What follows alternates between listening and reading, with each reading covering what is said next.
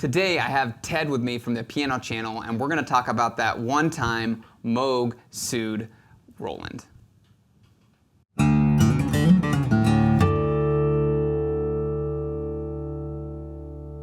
Hi, this is Ted with the Alamo Music Center in beautiful downtown San Antonio, Texas. And this is Zach Marr here at Alamo Music. You can find us online at alamomusic.com. If you haven't already, hit the subscribe button, turn on your notifications. This is our Alamo Sound Lab channel where we talk about all things music tech related. And today I'm super excited to have both the SH2000 and our lovely Ted Barsalou from... I'm so thrilled to be here.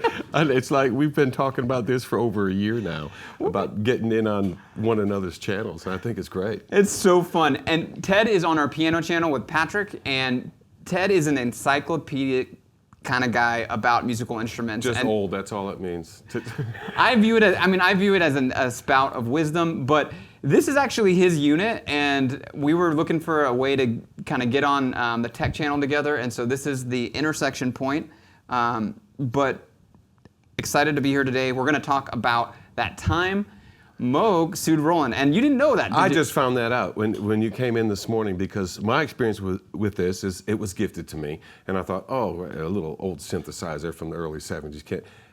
I played with it for 4 or 5 hours the first night I had, and I thought, this is Zach's gonna love this thing. And then I come in the next day and thought, oh, he has one. But you've got the 1000. And you've already shot a video on it. And so that's why I got super excited, and I thought, this is the time we can shoot a video. And I had started fooling around with it. But I was amazed at how much you could do on a monophonic synth from the early to mid 70s with all the filters and the stuff that they preset in. It was just really cool. I was totally amazed with the Aftertouch, and I think that's what made this instrument special. And it's interesting, yeah, because the Aftertouch is really the big, or there's a couple differentiating points between the earlier SH1000 and the later SH2000, but Aftertouch and the expressivity that you find in this instrument is probably the most notable improvement over the SH1000. It actually, I think it is taking a nod from Yamaha's SY1, which we also did a video on, that had Aftertouch, one of the earliest instruments to have Aftertouch, earliest synthesizer instruments to have an Aftertouch in it, and I'm guessing that's where they got this idea. And other than that, they really simplified the SH2000 versus the SH1000. They took away, in the SH1000, you're doing much more kind of an organ sound building. It has an ADSR, but it also has kind of octave divide bars where you can, you know what I'm talking about? So you're doing the 16-foot, the 8-foot, and you layer square waves or you layer triangle waves and build a sound. This is streamlined, mostly presets with a few controls, and most of the controls, other than being able to control resonance and cutoff frequency, filter cutoff, most of the controls are oriented around the Aftertouch. So as a player, Ted's a much better player than I am. What was your, did you like the feel? What did you think? What I thought was amazing is I've never seen, a lot of the effects that are on here, particularly with the Aftertouch, just showed up in digital pianos within the last 10 to 15 years. I mean, I'm thinking about that guy that made that keyboard, I think a Seaborn, it's out of like neoprene or something. Yeah. And all it is it's a different way to manipulate these things. But what I loved about this is it has the amount of Aftertouch on the sensitivity for whatever you choose. And you can pick the volume, they have this wow, growl, vibrato, and then the pitch bend. All those can be assigned in a whole group or one, or whatever one you want, so that when you press on the key, you get either more volume or wow or growl. And then if you turn, and so I did that when I sampled it. I started off with just one, the wow, and then the growl, and then these, and then I did all of them together. And so you can also manipulate more of this by using the filter section, which I'm gonna leave for you, because you're the one that came in and talked about the Moog filter or something, type that was in here. But the Aftertouch is really a lot of fun, because just with the preset, it gives you more expression than any other synth at its time. At the time, if you had a keyboard that had Aftertouch with vibrato, that vibrato was preset and corny sounding. It was like, it would just be a note and everybody, it was like the tibia setting on organs. It was so phony sounding. This one here, you can build the amount of the depth and the resonance of the vibrato, and then how much of it is in there. And the same thing with the portamento slide, which I've never enjoyed on any synthesizer because it's kind of cheesy. It's cheesy, okay? Just look, hey man, that's a good drunken effect. But on here, you can actually control it, and then you can just flip it on and off. That's what I liked about these little toggles. Yeah. And I think that's something that keyboard players are missing this day and age, or flip it on and off, toggles. Not so much knobs, but these toggles are really pretty cool. And I think that's true. I think that's why there's kind of a analog analog renaissance going on, because revival. Because it's sometimes less is more in a simple interface. I mean, what is an instrument? I think that's the question that with a lot of design that's happening, people are asking, and what really makes an instrument inspiring? And a lot of times it's the interface, and it's the whole package. It's the sound, it's the feel, it's the weight. You were mentioning earlier, we are doing a video on the Yamaha Genos, and Ted made an offhanded comment that, man, they should add 100 pounds so people understand the weight, the power of the instrument. I think that's a funny comment, but the physicalness, the form has an impact on your psychology as a player. And it does. It affects the player's psyche of expression. Yes. Okay, because the first thing a player tells you, oh, it's a great keyboard, great sound, but you can't express yourself on it unless you got your foot on the pulse thing, and then you got your foot on the volume pedal. This one here's got a lot right at the fingertips. Yeah. And then with other fingers, you can just flip these on and off and get a different sound from one setting. Express it a lot of different ways, and that's what makes this fun. But because it's mono, this I always thought was like you had mentioned before, the Pro Soloist. That kind of keyboard is designed to go on top of like a Fender Rhodes or a B3 or a Farfisa, or it's designed to be an add-on solo kind of keyboard. Right. And this one here is a lot of fun. That's cool. We'll have to do a video follow-up where we throw it on top of a Rhodes or an organ and kind of do a... Well, you got to come up with a riff, okay? And that's the one thing I haven't done, is had this on top of anything and had time to just sit and express and come up with a simple riff that would look cool in a video. But that other thing we talked about, the Genos, is if you don't have a riff, you can't demonstrate that keyboard. At all, yeah. So, interesting. So we'll get to the Moog versus Roland thing. And this is one of those things that, like, it's in synth lore. There's not a lot of documentation on it. So how true is it? That is something that I hope some internet sleuths can comment below and show us some documentation. But I do feel comfortable enough looking through threads that people have discussed that there's two versions of this apparently. And there's a serial number where it cuts off and switches to the other version, but the original version, I think, produced until 1977. This one, I think, started production in 74, and it went all the way through the 80s, from what I understand, the early 80s, which is really crazy. That's a long window for this to have been manufactured. But the earlier pre-77 or 77 part of the year in 77, those have a clone of the Moog filter found in the Mini Moog. And apparently they were sued for it, and they switched filter designs. So the Moog filter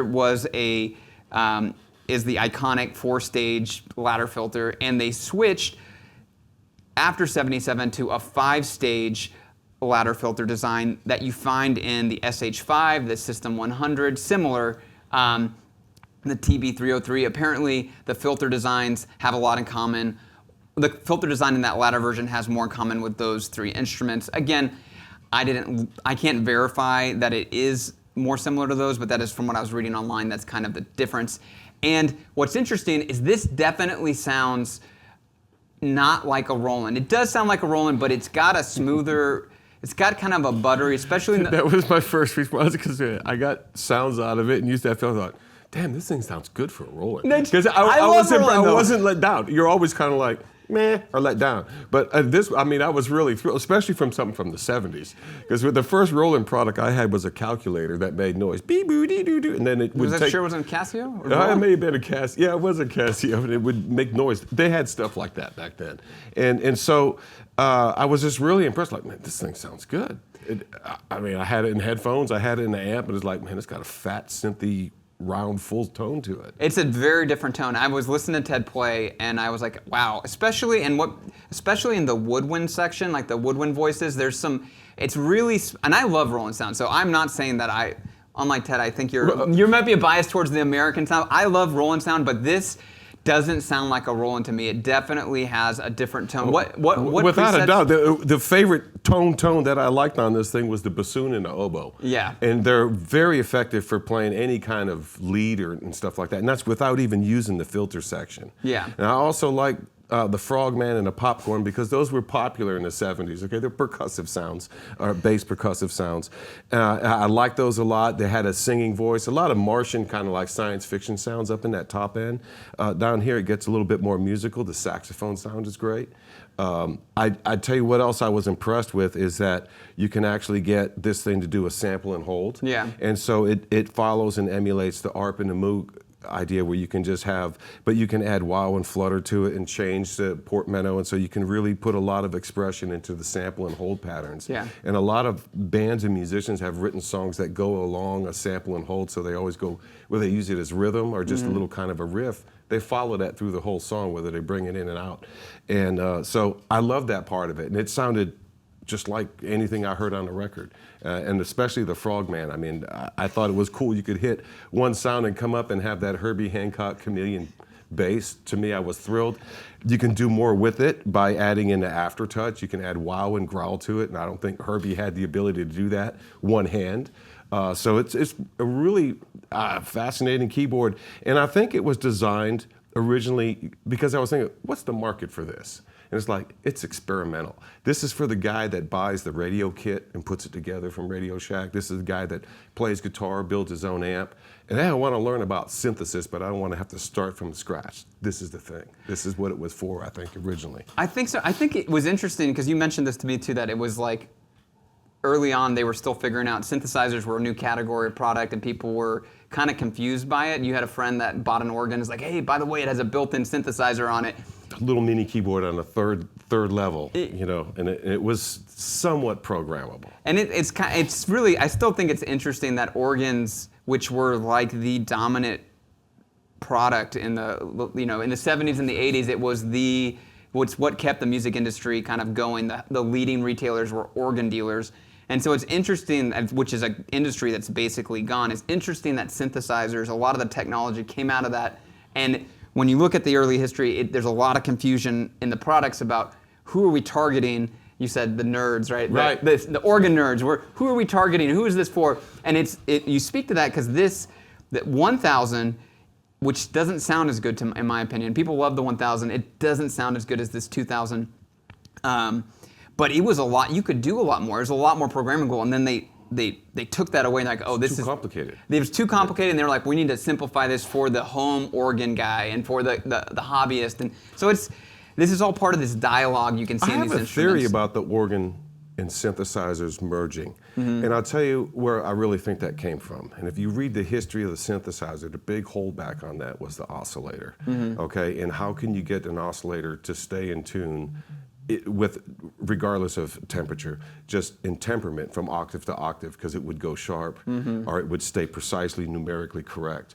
And the original organs back from like in the 1500s and the Renaissance time forward, there was tons of arguments, almost wars and battles broke out over how to cut the pipes on the organ so that it's tuned the way that the guy that's going to write for it or play it or designed it wanted it. And so tuning had a lot to do with what other instruments go with the organ. Because like this organ's great as long as everyone plays in D. Okay, so there was a lot of instruments like that. So the concept is like, well, theoretically, you start getting in, and this is what I think attracts the nerds, the math part of music and how it works. You can't just double a frequency and expect it to be precisely in tune with everything else. Right. And that's what I think brought out is at the point of recording, at the point of getting into headphones, problems historically with pipe organs that turned into Hammond organs that went around start showing up in synthesizers. It's the same problem, and they want to fix it as fast as possible to make a product to put out on the market. So there was a merging of organs and synths because, oh, we've been through this. That's why you have the 16, 8, 4, 2. You have all those different measurements. There used to have to be a guy shaving a pipe down that someone was, pumping the bellows through to get it tuned perfectly. That's a lot of work. Or moving a little thing to shorten the pipe. Once you start shortening the pipe, you're changing the whole resonance of the pipe. So it's got a lot to do with, in theory, the math of music brings out the geeks and the nerds were like, well, you could do this, you could do that. Here's a way to fake it. Put a pitch slide in it. That was the first thing they wanted, was a pitch slide, so you could well, you could play like a violinist. I mean, every keyboard player wants to be able to pitch slide. Yeah. You know, and it's hard to do. They gave you the portmanteau, but it's still a while before you get the ribbon or the wheel over there. But I think it's the organ synth that really occurred to me in the 70s. Like, man, these organ builders all over the world fought and argued how to get a tone, how to tune a thing, what's the best thing to make the pipes out of. And then when the synthesizer came along, it was everyone had to agree, just like on MIDI. You know, you had to have this industry standard for the oscillators. What works and doesn't work. It's interesting. The first theft in synthesizer was oscillators. We don't need that guy, we just need his oscillator. And then they go build their own thing. The other thing that's interesting, around the time this came out, those kits came out. Build your own synth at home. Oh, those there's mail Radio order. Shack. Yeah, those are the kind of kits that this thing was marketed to, because the next thing people wanted to do was to take this out and run it through their deal, so they have preset sounds and then more filters and more modulation and control. Oh, the modular systems. Yeah, I saw a really interesting video on another channel where a guy was doing one of those build your own kits from the 70s. But enough talking about this bad boy. Let's listen to you play it, and we'll wrap up with some final thoughts.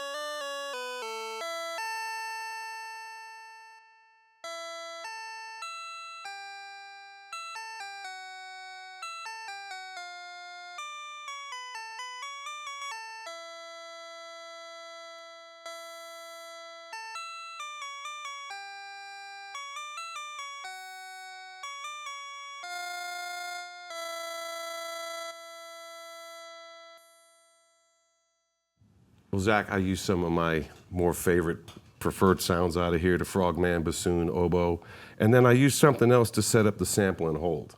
And that was the first thing I did, because the sample and hold, it's so random. I had it going on in my house. I was doing chores, just listening to it. It never repeated itself. That's a real nerd geek thing to do, is just have this thing wandering around the universe pulling out notes. So anyway, when you play on this thing, I noticed that you get all kinds of different sounds if you're using every single one of the Aftertouches.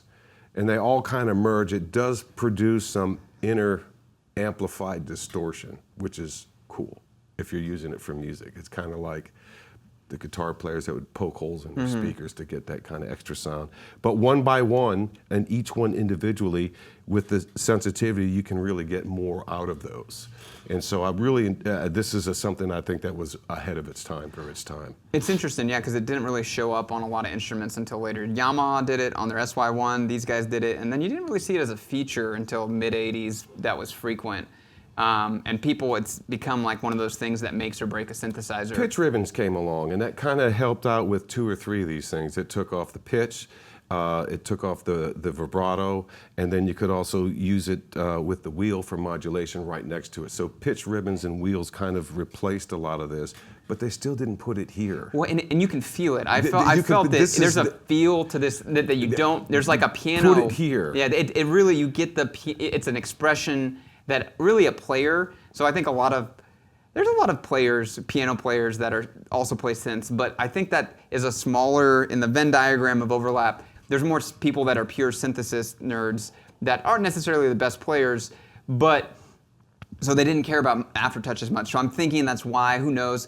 But one thing I wanted to mention, it's interesting, Roland, the Japanese companies in general, Korg, Roland, Yamaha, were, in some ways you could argue, the original Behringers. They were taking the American designs, the Pro Soloist, the Mini Moog, and they were cloning them and creating cheap copies. And if you read about this in synth history, it's really interesting because I think there was somebody from somewhere, some company was like, yeah, we went over, looked at their laboratories, they were so proud to show us what they had rebuilt, and we were so horrified because we knew we were going to go out of business shortly.